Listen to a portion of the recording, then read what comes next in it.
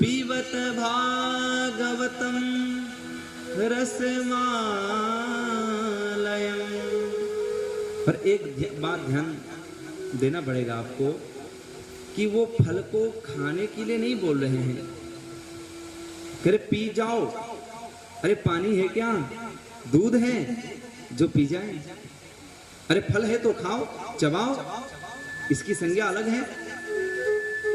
पर कहे नहीं नहीं, और फल तो आप चबा करके खाओ, पर ये भागवत रूपी जो फल है उसको पीना पड़ता है, कर्ण रंध्र से पीना पड़ता है। अब पीने की संज्ञा क्यों दी गई? देखो, अगर फल होता है तो वही व्यक्ति भक्षण कर सकता है जिसके दांत होते हैं, और जिसके दांत नहीं हो फिर वो कैसे भक्षण करें? वेद व्यास जी चाहते हैं कि हर वर्गीय लोग उसको धारण करें, बाल्य अवस्था वाले भी, जवान भी और वृद्ध, तीन ही अवस्था वाले व्यक्ति उस भागवत रस को पान करें। छोटे वाले जो बच्चे होते हैं उनमें दांत नहीं होता, और जो वृद्ध, अधिक वृद्ध होते हैं उनके दांत होते ही नहीं, गिर जाते हैं। अरे बीच वाले ही खाएं, ऐसा नहीं है। कहते तीन वर्गीय लोगों के लिए तो पीना ही पड़ता है, इसलिए पिबत भागवतम रसमालयम। तो ये निश्चय हुआ कि भागवत कथा केवल बच्चों के लिए नहीं, जवान के लिए नहीं, वृद्ध के लिए ही नहीं, अपितु तीन ही वर्गों के लिए है, तीन ही अवस्थाओं के लिए है। सभी को धारण करना है। मुहुरहो रसिका भुवि भावुका। अरे महाराज जी, कब तक पान करें, कब तक भागवत श्रवण करते रहें?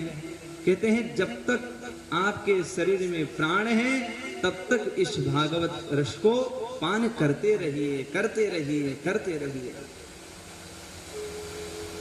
गोस्वामी तुलसीदास जी महाराज कहते हैं कि देखो, किसी व्यक्ति ने अगर कहा कि हमने तो बहुत कथा श्रवण कर ली, सब याद है, अब कोई आवश्यकता नहीं, तो कहते हैं रस विशेष, उसने उस रस को जाना नहीं। अगर जाना होता तो कभी ये नहीं कहता कि हमने पहले ही सुन चुके हैं, क्योंकि भागवत कथा ही ऐसी कथा है जो नित्य नव मंगल है। नव है यानी कि नई कथा है, वही है तो वही कथा, पर सुनने में ऐसा अनुभव होता है कि ये तो नई कथा है, नए और रस प्रकट हो जाते हैं, और भाव आ जाते हैं। तो इस प्रकार तीन मंगलाचरण है। बोलिए भागवत भगवान की जय। अब फिर नई सारण्य की पावन धरती पर आइए, क्योंकि वहीं सूत जी महाराज को सौनाक आदि 88,000 ऋषि मुनि प्रश्न करते हैं। वैसे तो 6 प्रश्न हैं। कहते महाराज जी, मानव शरीर मिला है, ये किस लिए मिला है?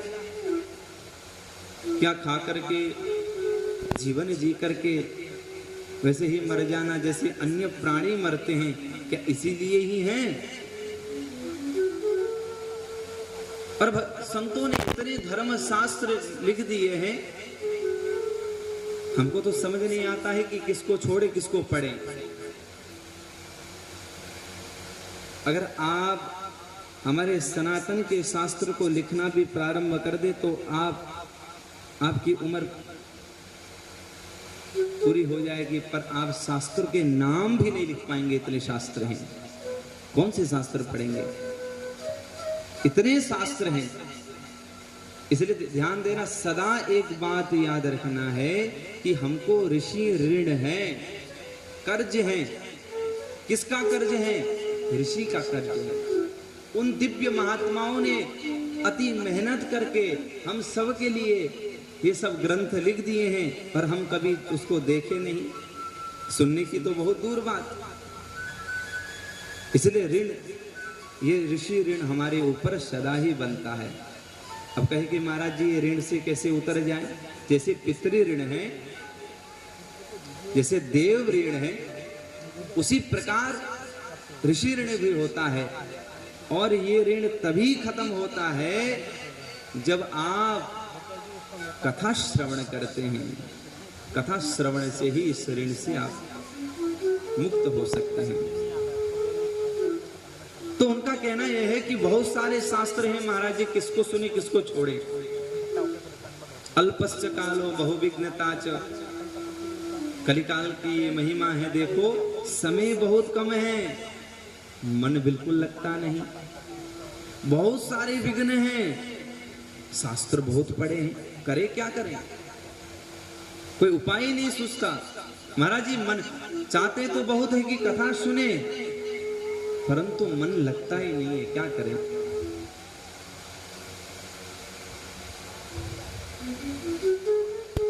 देखिए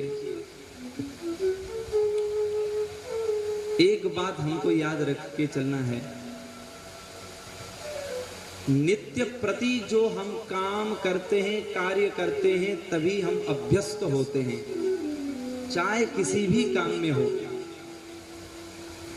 उस कार्य में आप उत्तीर्ण होना चाहते हैं, पास होना चाहते हैं, तो नित्य लगना चाहिए।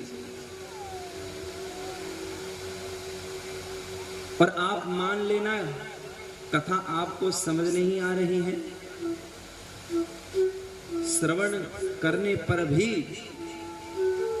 मनन हो नहीं पा रहा है, तो अभी हम छोटे क्लास में हैं।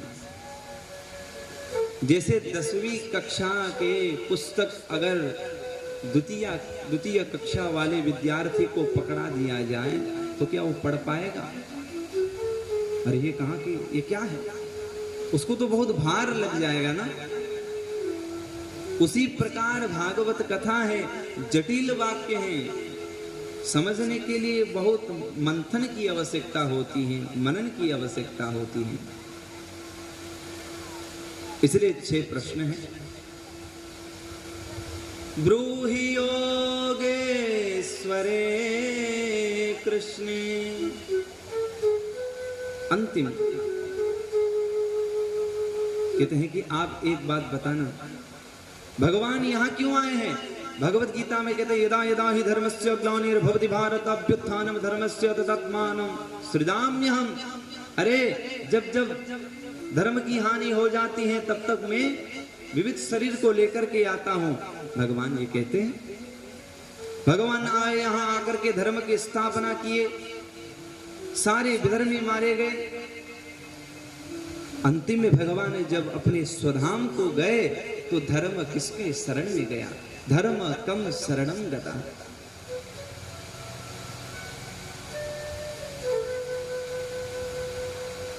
इस प्रश्न को सुनकर के सूत जी महाराज जी सुखदेव बाबा का चिंतन करते हुए उत्तर देने लगे।